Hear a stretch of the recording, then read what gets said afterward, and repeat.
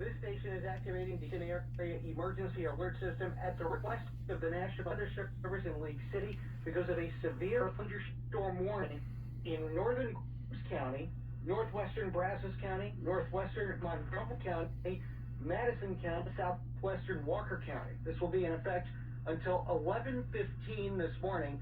As of 10:26, a severe thunderstorm was located 10 miles southeast of Franklin, moving east at around 4 miles an hour, ping pong ball sized hail in 60-mile-an-hour wind are associated with this storm. This concludes the activation of the Houston Emergency System.